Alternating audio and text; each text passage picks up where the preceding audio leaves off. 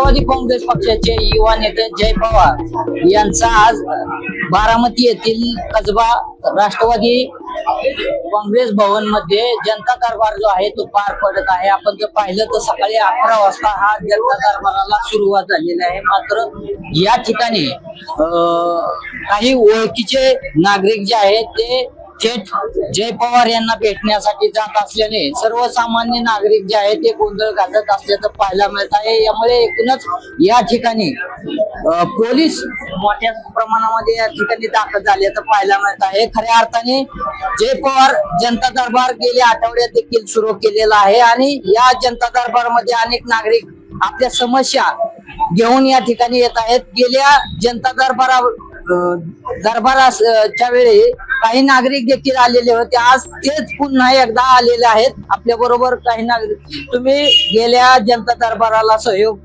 निवासस्थानी आले होते, आता देखील पुन्हा आलेला आहे, काय नेमकी मागणी?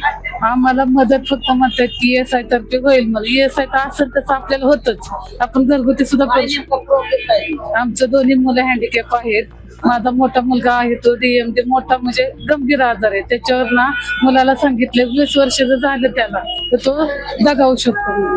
पण आता ही वेळ नाही मला सांगायची, मला ना जर फिजिओथेरपीला जर खर्च चांगला जर भेटला ना तर माझा मुलगा चालू शकेल आणि या पण मुलाला जर फिजिओथेरपीचा खर्च चांगला जर भेटला ना तर हा मुलगा सुद्धा माझा म्हणजे पुढचं जग बघू।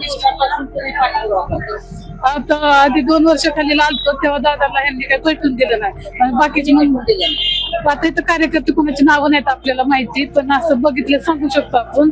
आणि आपल्याला काय झालं परत काय काय म्हणले पुढारी लोकांना घेऊन जावा, कोण म्हणले कार्यकर्ते ओळख लागेल काय लागेल, त्याच्यामुळे आम्ही सोडून दिलं परत शांत बसलो, आपली ऐपत केलं आम्ही आणि नंतर मग आता म्हणलं लयच आपल्या नाड्याला आल्याशिवाय म्हणून आता आम्ही करतोय, याच्यासाठी आलोय। आता आपल्याला कसं वाटलं जवळचा माणूस आपल्यासाठी काहीतरी करतोय म्हणून जयदादांसाठी भेटायला आलो। जयदादांनी PM कडे सांगितलं होतं की त्यांना बघा काय मदत होती का वैद्यकीय, मग ते आम्हाला म्युन्सिपल आपलं पुणे महानगरपालिका यांचे ना वैद्यकीय कक्ष त्यांच्याकडे आम्हाला कॉन्टॅक्ट नंबर दिला, त्यांनी सांगितलं ESIचा जर मेंबर असाल तर तुम्हाला मदत मिळेल, नाही तर नाही भेटणार काय।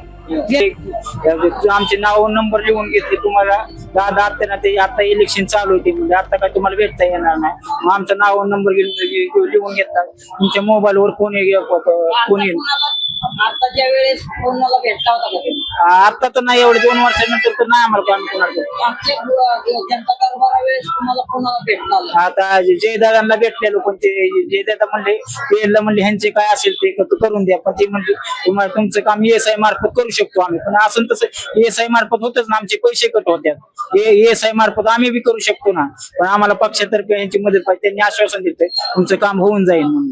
तुम्ही आश्वासन दिलं?